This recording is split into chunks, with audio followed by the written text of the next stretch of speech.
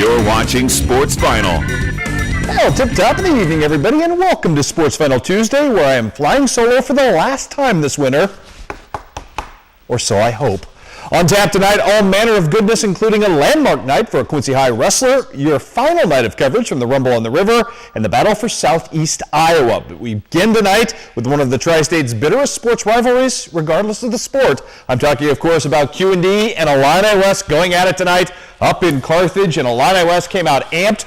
Carthage came up, matched the tempo, though early on it would be Alex Fitch off the kickoff here from Chris Dietrich knocking down the early three. The Raiders in attack mode, then it's Nick Dietrich finding the bank shot much to his liking. However, here come the Chargers in this game. Off the miss, it is the big fella, all 6'6" of Evan McGaffey coming in strong for the offensive rebound and the putback. McGaffey not done yet. Pick and roll, slow death for Scott Douglas in the first quarter and his team as Mr. McGaffey comes free right here, hits the easy bucket for Illini West. Back comes Quincy Notre Dame. Alex Fitch with the tough take right here.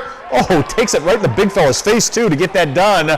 Later, more from the Raiders. I believe this is Evan Claney working in the down low, making some things happen for his team. However, Illini West would answer later in the first half. Coming up right here, Spencer Kirkenschlager with a nice fadeaway jumper. Then it's Chris Holtzclaw coming in as well. The Chargers would take as much as a 9-point lead. However, Quincy Notre Dame rallies all the way back in this game. At the end of the ball game, Quincy Notre Dame leading by one as the final horn sounds. This fella right here, Nick Driscoll, would hit the game-winning shot, and Quincy Notre Dame goes down to defeat on the road. 43-42 was your final. Alex Fitch with 20 in a losing cause. Nick Driscoll with 14 in a winning cause for the Chargers. Elsewhere on the docket tonight, no final yet called in from Brown County. We can tell you, however, that Pittsfield knocks off Griggsville Perry 54-41. Dalton Hoover with 20 points there. Bushnell, Prairie City, Avon, too much for West Prairie tonight, winning 59-42. And Monrose continues to cruise on, beating Peoria Heights 72-62. And then a score just called in at the Rumble on the River. Alex Walter hits 3 free throws in the final 10 seconds to give Camp Point Central a win over Keokuk. 45-42 was your final there. Off to Southeast Iowa we go. Holy Trinity hosting Central Lee, and Brett Holtkamp trying to send a little message early with the tough take there. Tell you what, Holy Trinity was making some things happen in the early going. Mitch Moeller right here with 2 of his 20 points on the night. Then Ben Volterbeck coming up and making his impact felt for the Crusaders as well. But you know what? Central Lee might have started a little icy. They would get untracked in a hurry in this game. Would the Hawks, courtesy of this fella, Dalton Bryant, who's going to come up strong and hit the wide open shot right here from up top for the 3. Dalton Bryant had a big night for his team with 14 points, though. Very balanced scoring effort for Dave Hall's Hawks. Holy Trinity trying to answer this one. Marcus Knight with the pull-up jumper and the knockaway, but too much of too much of Central Lee in this game. At the other end, again, it's Dalton Bryant taking flight right here and getting the bucket to fall. Central Lee wins night by the final count of 52-45. No score yet from Fort Madison, Washington. We'll get you that one on the web. Let's take you over to Palmyra, though, where the Panthers were hosting the Payson-Seymour Indians tonight. Payson-Seymour with smothering defense right here. That would lead to a turnover. At the other end of it is Landon Epperson for the easy 2. Payson-Seymour taking a more traditional route in this one to attacking right here. It's Jake Voss with the 3-point play as well. The traditional way as he gets the bucket and the Band-Aid right there. Palmyra, though, looking for attack. Bryce Caldwell hits the high arcing J right here over TJ Klitz for 2. Fast break action the other way. The speedy Aaron Edwards with 2 of his 21 points on the night. Edwards was really, really good. However, Palmyra was just a little bit better tonight as the Panthers win at home thanks to 21 points from Luke Powell. Not pictured. Palmyra wins 69-63. Elsewhere in the docket tonight, Unity gets a big win on the road over Canton. Matt Dusterhouse with 14 points. 55-43 was your final there. And Mark Twain knocks off Paris 42-33. Western and Louisiana going at it today. Doug Branson's team looking for answers in what was a hotly contested ball game. This, my friends, is Greg Pitzer hooking up with Derek Keeley. Beautiful pass, beautiful finish, great result at that point for Louisiana. More to come right here. Greg Pitzer doing work of his own accord right here with a little pull-up jumper. Tell you what, Western played hard in this game, hard enough to force an overtime. Part of that was the outstanding play today of Kyle Warning. You will see him attack out of the double team here and find his way to the bucket. However, in overtime, Louisiana gets the victory tonight. Final count in this one was 53-49. Can tell you the other game from the Rumble on the River wasn't really a high-scoring affair. In fact, the score at the half, 8-6 in favor of Brussels. Didn't get much better than that at any point. Offense at a premium tonight.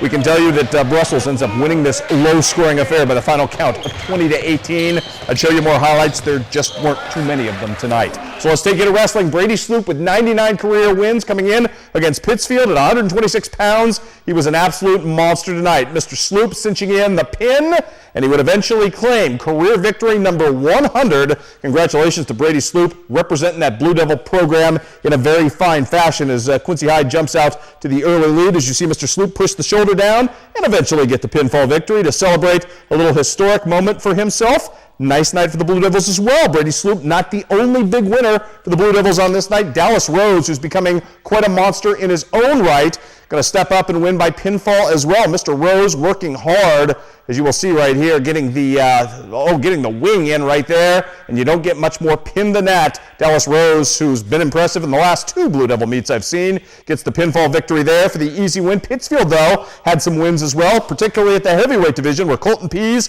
was taking on the very talented Jamie Orbaugh. Orbaugh, no match for Pease, who would just absolutely overpower him tonight. A couple of takedowns and eventually the pinfall victory for Colton Pease, as you will see right there. So a big win for Pittsfield at the heavyweight division.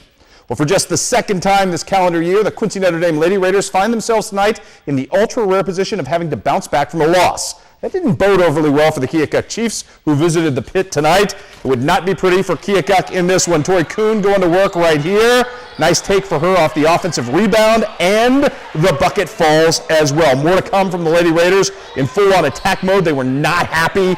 Little something stuck in their craw from last night. Jordan Furrix in the paint. Tough take for her. Plus, she would get the three-point play to ensue. More to come right here. Cassidy Gangenbacher with the easy layup right here and the pretty finish. I think, that's Cassidy up ahead, getting the nice finish right there. Keokuk trying to answer. This is Meredith Marshall with a bucket. The buckets were hard to come by against the stingy Raider defense tonight. Quincy Notre Dame wins going away and bounces back from that loss, 70-38, your final. Central Lee and Holy Trinity girls, this was a barn burner, a 5-point game going into the fourth quarter. Rachel Kemker makes it even shorter than that with a nice bucket for the Lady Crusaders. Jessica Beam, though, had plenty of answers for Central Lee. She was the go-to girl down the stretch, and why not? Long-range jumper for her, then just a pretty up and under move. Jessica Beam has the whole repertoire at her disposal, and she hits that pretty reverse layup right there. Jada Matheson into the act as well, as it would be Holy Trinity falling tonight by the final count of 61-51 to a very game Central Lee ball club tonight. Elsewhere in Missouri, Clopton jumps all over South Shelby, 70-62 in that game. Lauren Yeager with 17 points for the victorious Lady Hawks. Also tonight, Unity goes on the road and stomps Canton 53-23. The Bowling Green girls win again, this time over Orchard Farm, 57-21. The Pittsfield girls win at the Rumble on the River, not the Royal Rumble, that's wrestling. 36-24 your final there. And Central Southeastern, too much for Western, winning by 10 tonight. More for you from the girls' side tonight. Liberty Payson trying to pull off the upset on the road of Palmyra, and it would be Lanessa Graham doing the work tonight. She had 14 points, seemingly all of them late in this one. This is a 3 for Miss Graham. She's not done. Lanessa going back to work right here. No one on Palmyra can guard her. A one-woman force at that point. Palmyra trying to make a push late in the fourth quarter. Brianne Caldwell on the bank shot right here on the fast break. Then it's Liz Stansberry going to hook up with Evie Miles for the pretty finish as well. But just too much Lanessa Graham. She was huge in this game as Liberty Payson gets that upset win. 40-37 was your final there. One more for you. We've got a college women's score to report. Not good news for J.D. Gravina and the Leathernecks as Western goes down to defeat. 62-58 is your final there. Hey, want to remind you we have one last student athlete to push forth before the holiday tomorrow. Abby Foster from Quincy High School right here at 6 o'clock.